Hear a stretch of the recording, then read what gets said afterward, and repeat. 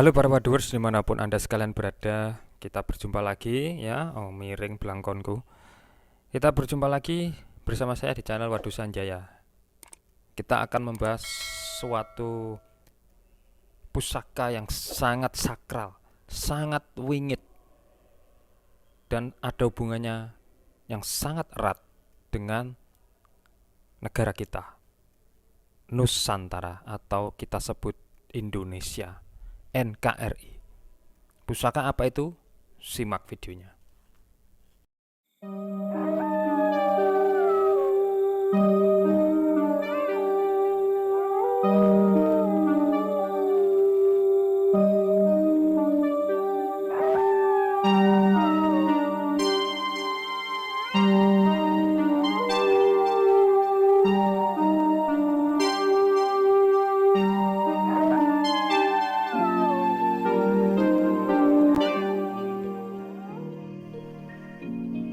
Nah, kita akan membahas bendera Sang Saka Merah Putih. Kita sebagai bangsa Indonesia tentunya sudah tidak asing lagi dengan bendera kebanggaan kita, ya, yang selalu mewarnai perjuangan setiap pahlawan-pahlawan kita pada masa perlawanan terhadap penjajah, pada masa revolusi. Nah, apa sebetulnya latar belakang dari bendera merah putih ini dan bagaimana sejarahnya? Mari kita bahas bersama.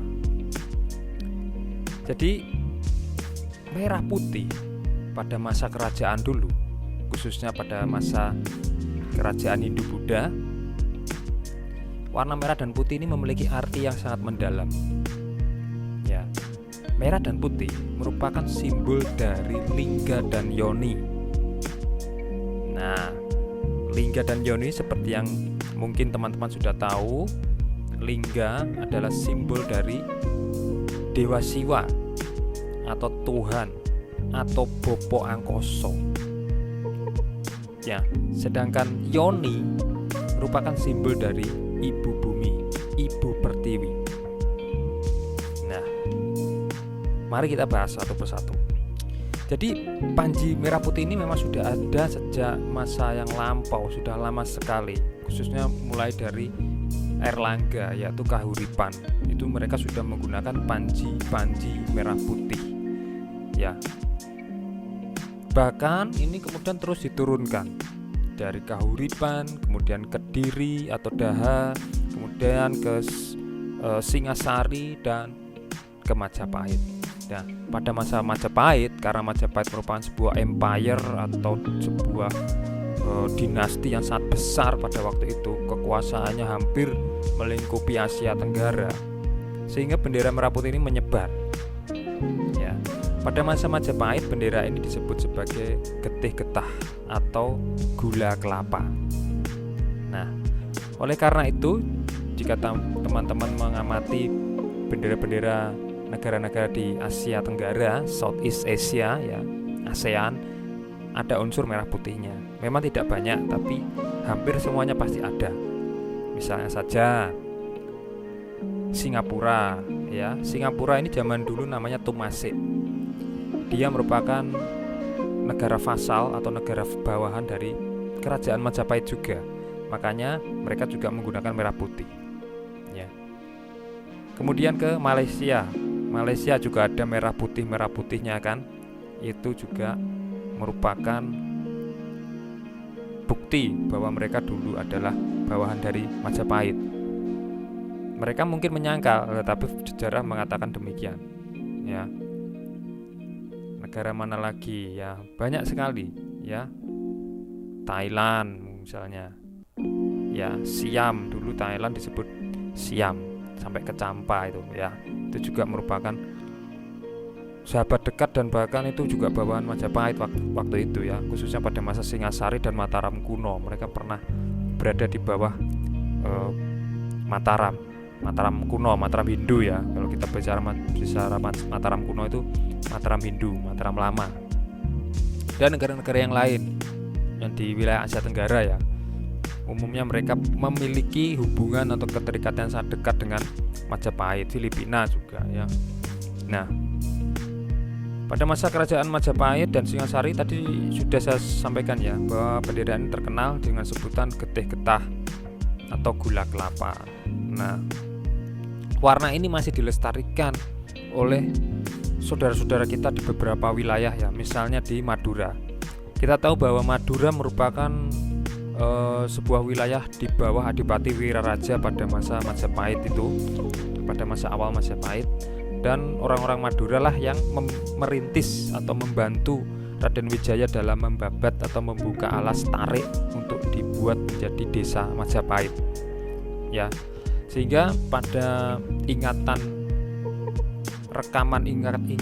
masyarakat itu merah putih masih melekat di sana. Sehingga kalau kita ke Madura itu khas mereka menggunakan baju merah putih strip-strip itu. Itulah bendera getih getah Majapahit ya, strip itu. Kemudian kalau kita ke Ponorogo, berdasarkan sejarah, Ponorogo juga merupakan sebuah wilayah yang sangat mempertahankan identitasnya ya, meskipun di bawah waktu itu di akhir masa Majapahit, Ponorogo ini sempat, atau Wengker pada waktu itu sempat dipaksa untuk tunduk ya, untuk mengikuti paham dari Majapahit yang baru. Mereka tetap berkukuh ya bersama dengan Ki Ageng Kutu untuk mempertahankan apa yang mereka anggap suci ya. Sampai sekarang merah putih strip ya, bendera getih getahnya juga masih ada. Kalau Anda melihat pertunjukan Warok atau Reok Ponorogo, mereka masih memakai strip merah putih itu. Nah, itu adalah bentuk ingatan masyarakat akan bendera-bendera pada masa era kerajaan zaman dahulu. Bendera ini juga terpasang di kapal tempur atau kapal perang dari TNI Angkatan Laut pada masa sekarang ya, strip juga merah putih ya, sebagai bendera kebanggaan dari Angkatan Laut. Mereka menyebutnya sebagai panji ular-ular laut ya. Sangat terkenal sekali ya, Angkatan Laut pada masa kerajaan Majapahit dan Singasari ini sangat terkenal ya. Mereka menjelajah samudra, menaklukkan beberapa tempat. Misalnya pada masa Kertanegara, Singasari akhir, Prabu Kertanegara melaksanakan ekspansi Pamalayu ya, ekspedisi Pamalayu. Mereka menggunakan panji-panji ini ya, mereka pasang di tiang utama kapal mereka. Dan kemungkinan juga bendera Majapahit getih getah ini juga menginspirasi banyak negara yang membuat bendera mereka menyerupai itu ya, misalnya Amerika Serikat ya, Malaysia. Nah, mereka menggunakan panji-panji itu. Di Jawa terkenal dengan ungkapan sangkan paraning dumadi ya, sangkan paraning dumadi, dan juga manunggaling kawula lan Gusti. Nah, ini sangat erat sekali dengan merah dan putih ya. Merah dan putih itu adalah merah merupakan simbolisasi dari Ibu Pertiwi, tempat yang kita pijak, tempat di mana kita tinggal. Merah atau juga simbolisasi dari darah ibu yang melahirkan kita. Sedangkan putih itu adalah simbol dari Bopo Angkoso atau Tuhan, sumber dari segala sumber kehidupan. Putih ya, Tuhan, Bopo Angkoso. Atau getah ya, kebalikan dari getih itu getah ya. Atau mohon maaf, sperma ya, bapak. Kalau merah tadi ibu, putih itu bapak ya. Kok terdengar porno ini? Memang seperti itulah orang zaman dahulu memandang lingga dan yoni ya, simbol kesuburan ya. Memang bagi orang sekarang, orang modern ini terdengar porno, tidak baik dibicarakan. Nah, ini adalah pembeloan makna dari seksualitas itu tadi ya. Pada zaman dulu orang itu membicarakan seksualitas itu dengan sangat sakral ya, tidak dimain-mainkan ya. tidak buat bahan tertawaan, tapi merupakan sesuatu yang sakral, wingit. Ya, kita membicarakannya harus hati-hati karena dari sanalah kita berasal. Ya. Kenapa kok jadi merosot arti dari seksualitas atau lingga dan yoni? Kok jadi artinya kok menjadi terdengar porno, aib, tidak boleh dibicarakan. Itu adalah pengaruh dari budaya-budaya luar yang mereka mengatakan bahwasanya hal tersebut itu tabu, jangan dikata-katakan, jangan diumbar-umbar, ya, jangan dibicarakan lah istilahnya gitu. Padahal di masyarakat Jawa kuno, di masyarakat Nusantara kuno, hal tersebut adalah hal yang sakral. Kita boleh membincangkannya tapi dalam lingkup suci, dalam lingkup keagungan Tuhan itu. Kita membicarakan seksualitas, artinya kita juga membicarakan Tuhan. Ya, di sana ada Tuhan yang bekerja untuk membentuk suatu kehidupan. Kalau kita ngomongnya seenaknya, itu akan menjadi kualat istilahnya, akan tidak baik. Ya, itulah yang menyebabkan arti itu menjadi berkurang, degradasi makna dari hal tersebut. Kalau kita lihat di candi-candi, ada banyak candi yang menceritakan tentang lingga dan yoni.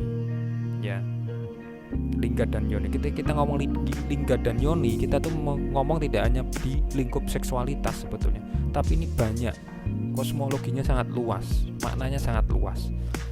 Lingga yoni, oke, yang pertama artinya bisa saja seksualitas. Ya, sumber dari kehidupan, di mana kita tercipta di sana, kita ditenun oleh Tuhan di sana, kita lahir dari sana. Kita tidak bisa memungkiri itu. Kita berasal dari bapak dan ibu. Kita tidak bisa memungkiri. Ya. Tapi di sisi lain, lingga dan yoni tidak hanya ngomong hanya tentang itu saja, tapi tentang ibu pertiwi dan bobok angkoso, yaitu tempat di mana kita tinggal, dunia, universe. Dua elemen lingga dan yoni, bobok angkoso dan ibu bumi, ini banyak kita jumpai di banyak sekali aspek dalam kehidupan kita, khususnya pada masa Nusantara kuno. Misalnya ketika kita selamatan, syukuran, di sana ada jenang abang, jenang putih, simbol dari Tuhan, simbol dari orang tua, simbol dari ibu pertiwi dan ibu bumi bobok angkoso. Ya, ketika kita minta selamatan, kita meminta agar bumi selalu melindungi kita, bumi selalu memberikan hasilnya bagi kita, bumi tidak berbahaya bagi kita. Bobok angkoso selalu melindungi kita, melindungi anak-anaknya. Nah, kemudian kalau kita menuju ke keraton atau ke sebuah kerajaan, kompleks raja, di sana kita melihat ada dua pohon, Jonodaru dan Dewondaru. Jonodaru adalah simbol dari manusia yang tinggal di bumi, dan Dewondaru dari kata dewa, simbol dari Tuhan, dewatan. Nah, simbol dari bobok angkoso. Jonodaru bisa berarti manusia dan juga bisa berarti bumi, Dewondaru berarti Tuhan. Jadi selalu berkaitan, sangkan paraneng dumadi lagi, ya. Lingga dan yoni kan juga sangkan paran, ya, tempat kita berasal dan kita akan kembali ke sana. Pada masa Pangeran Diponegoro melawan Belanda, sebelum melawan Belanda, Perang Jawa disebabkan oleh ketika Belanda memasang patok-patok di area makam leluhur Pangeran Diponegoro. Hal tersebut memicu kemarahan Pangeran Diponegoro. Kenapa? Karena tanah tempat di mana leluhurnya dimakamkan adalah tanah atau ibu bumi atau tanah pusaka, ibu pertiwi. Ketika Belanda, orang luar, mengambil alih milik kita, mengambil alih pusaka kita, ya, tentu saja itu merupakan penghinaan yang besar. Menghina tidak hanya menghina diri kita sebagai bangsa, tapi juga menghina kita, menghina Tuhan kita, ya. Ibu pertiwi merupakan simbol dari Tuhan kita juga. Tanah adalah simbol dari manifestasi Tuhan juga. Karena melalui tanah Tuhan memberkati kita dengan panen, dengan tumbuhan, dengan hewan yang akan kita manfaatkan. Jadi ketika Belanda mengacak-ngacak tanah pusaka itu, tentu saja Pangeran Diponegoro langsung bereaksi. Pangeran Diponegoro berujar, sak dumuk batuk sak nyari bumi. Sak dumuk batuk itu ketika batuk kita dipegang dan sejengkal tanah kita diambil, sak nyari bumi, sejengkal tanah kita diambil. Dibelani tekan pati, ya harus kita bela sampai mati. Itulah jihad yang sesungguhnya, ya. Ketika tanah pusaka kita diambil oleh orang lain, oleh orang yang kita tidak kenal, tidak memiliki darah kekerabatan, tidak sebangsa, tidak setanah air, mengacak-ngacak negeri kita juga harus bertindak, ya. Tidak harus melalui peperangan, ya. Kalau zaman dulu musuh jelas sekali depan mata, kalau sekarang musuh itu sekarang bisa menjadi siapa saja, ya. Harus berhati-hati, kita harus bela, gitu ya. Karena dengan membela itu juga kita melakukan sebuah ibadah, ya, istilahnya gitu. Nah, itulah teman-teman makna yang sangat dalam dari Sang Saka Merah Putih. Sang Saka, kita harus mengucapkannya berulang kali. Sang Saka Merah Putih. Saka itu adalah tiang utama. Ketika saka itu hancur, rusak, maka sebuah bangunan akan runtuh.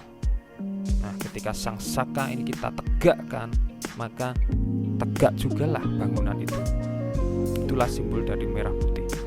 Nah, jadi merah putih, ketika kita memberikan hormat kepada merah putih, kita tidak hanya menghormati pahlawan-pahlawan yang dulu berjuang mempertahankan dan mengusahakan supaya merah putih bisa berkibar, tapi kita sebetulnya juga berjuang atau menghormati Ibu Pertiwi dan Bopo Angkoso yang merupakan Tuhan itu sendiri.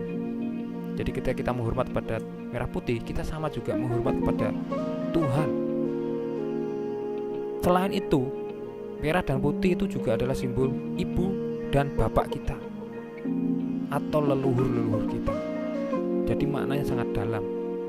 Nah, ketika ada orang yang merasa memberikan hormat kepada merah putih merupakan sebuah penyembahan berhala, ini patut dipertanyakan lagi. Dia tidak mengetahui makna terdalam dari bendera merah putih ini. Belajarlah sampai memahami apa makna dari budaya yang kalian ketahui kenal itu. Tidak hanya mengenal kulitnya, tapi sampai ke dalam-dalamnya. Baik, semoga video ini membantu memberikan wawasan. Mungkin tidak bisa memberikan sesuatu yang jelas karena bahasa saya terbatas. Sumber sangat luas, Anda bisa berkunjung kemana saja untuk mencari informasi tentang Sang Saka Merah Putih melalui candi, melalui sejarah-sejarah bangsa kita yang dulu besar itu. Baik, terima kasih. Semoga video ini bermanfaat. Sampai jumpa di lain kesempatan. Salam budaya Rahayu, merdeka, merdeka, merdeka.